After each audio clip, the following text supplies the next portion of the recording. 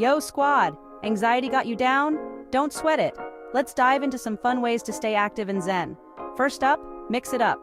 Find something you actually enjoy, whether it's dancing, skateboarding, or even hiking. Keep it fresh so it doesn't get boring. Next, don't go beast mode every time. Set small, chill goals like a 20-minute walk or a quick yoga sesh. It's all about those baby steps. Also, why fly solo? Get your crew together for a game of basketball or a group bike ride. Exercise plus friends = instant good vibes. Sneak in some movement during your day. Take the stairs, walk to school, or stretch between study sessions. Easy peasy. Get mindful with it. Try yoga or tai chi. These chill activities help you relax and connect with your body. No sweat required. And don't forget to pump up the jams. Use workout apps or dance challenges to make it fun. Lastly, listen to your bod. Don't overdo it. Celebrate those small wins and keep it balanced. Remember, it's all about enjoying the journey, not running a marathon every day.